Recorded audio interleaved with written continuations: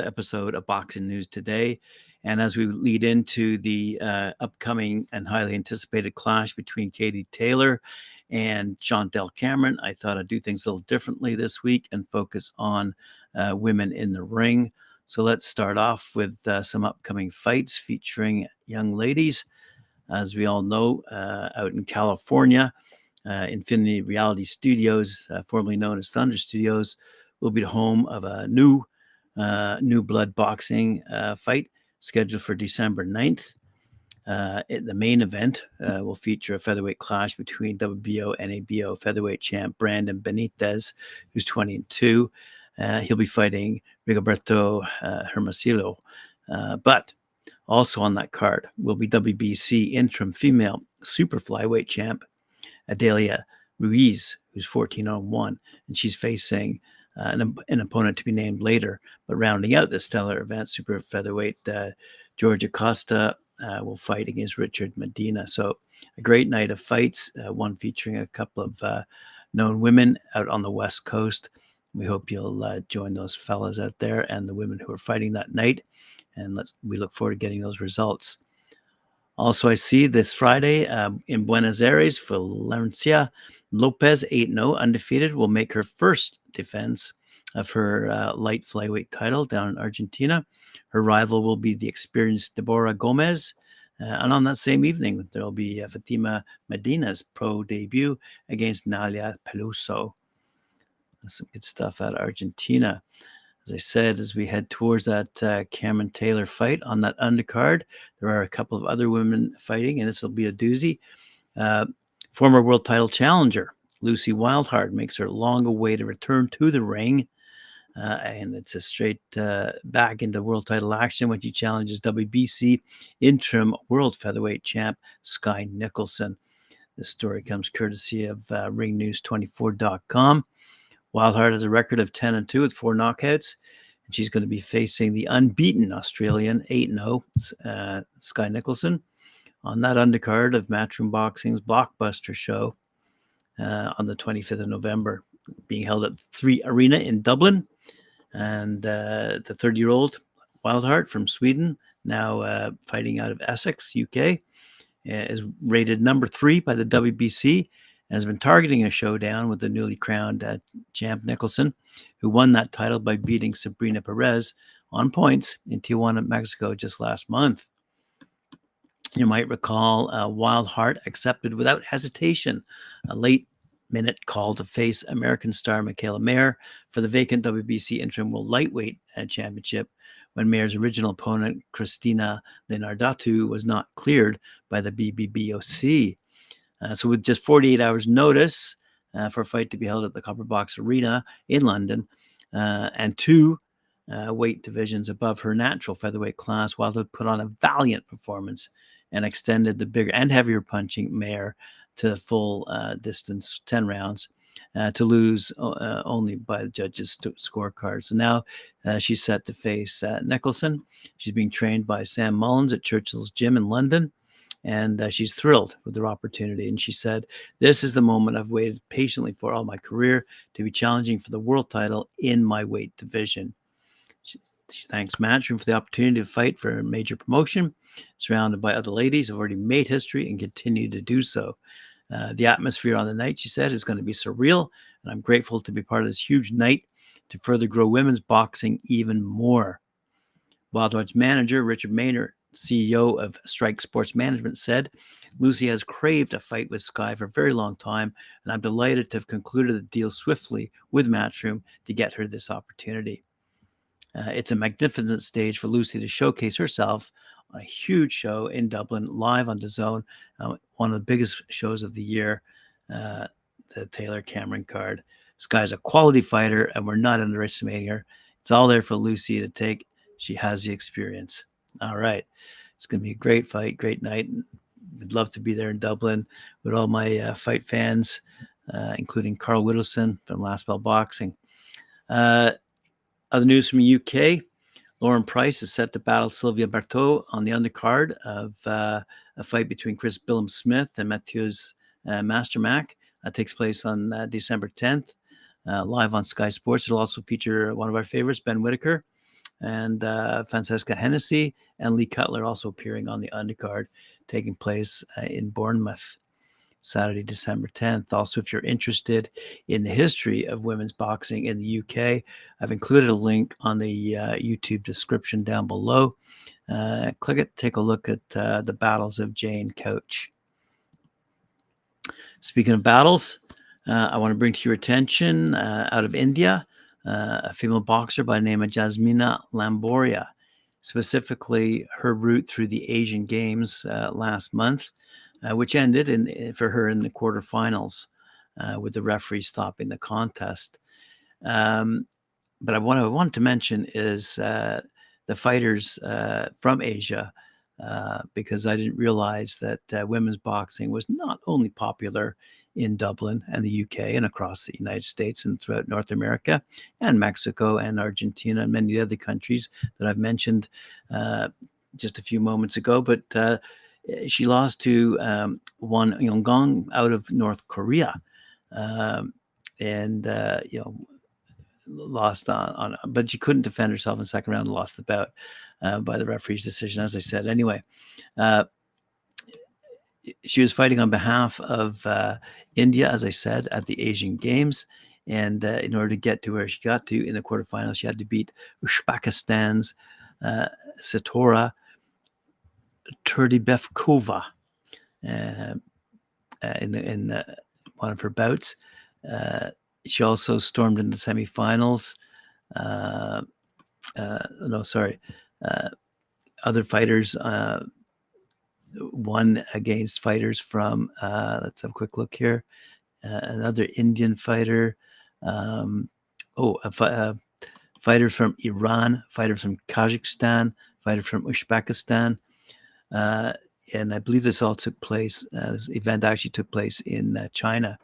So right across Asia, we're seeing women's boxing really take a strong foothold and make an impression on the fans, I'm sure, in those various countries. Fantastic stuff. But interestingly enough, out of Papua New Guinea, I didn't realize female boxing was quite as popular as it was. And the more I dig into it this week, the more I'm realizing that we boxing fans need to appreciate what's going on around the world and has been going on around the world for quite some time, including the previously mentioned Katie Taylor, who, when the Olympics finally recognized women's boxing in 2012, won that gold medal in 2012. Wow. What's that, 11 odd years ago, I suppose? No, more than that, maybe. Yeah, 11 years ago.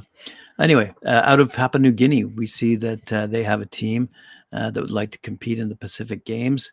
And currently, if you Google that, Papua New Guinea's female boxing team, they're looking for a little bit of dough, maybe a sponsor or two to help them get over to the games. One of their fighters, a 20-year-old from Port Moresby, Loranda Kidu, says, I'm aiming to bring back a gold medal for my country. And she's part of a 9-women team on the Papua New Guinea boxing team and earned selection from local competitions, including the national championships, which were held back in April. Their team is aiming to send all athletes to the Solomon Islands for the Pacific Games. But a big challenge remains, they admit. They don't have a major sponsor to assist in covering airfares, accommodation, and logistics. Their national team coach, Mark Quito, said, the relentless commitment portrayed by these lassies shows how important the championship means to them individually. I don't want to see any one of them missing out. The women are mostly between the ages of 16 and 30 and are either unemployed or studying, with only a handful employed, in fact. Quito is thankful that her family is very supportive of her sporting career. I love boxing, but it's quite challenging to be fully equipped, but thankfully my dad provides for me, she said. So as I say, boxing around the world, and there's a story out of Papua New Guinea. Let's turn our attention to a young lady making an impression for her battles, not only in the ring, but out of the ring. Yokasta Valle, who recently beat, who did she beat? Annabelle Ortiz, sorry about that. She beat Annabelle Ortiz, the IBF WBO minimum weight champ, defended her crown by defeating the Mexican Ortiz by unanimous decision. I believe that was earlier this month, going the full 10 rounds. Yokasta won by scores of 190, 9992, 9991. A very complicated victory, she admits, because Annabelle is a very dirty fighter who comes in with her head. So I appreciate the support of my people. I hope after the fight, she says, I hope to fight here again soon, but this time for the Undisputed Championship. But what I want to talk about specifically is her campaign called Knock Out Hate in collaboration with the United Nations. Yokasta has suffered discrimination for both being a woman in a male-dominated sport and as a migrant who journeyed to Costa Rica from Nicaragua.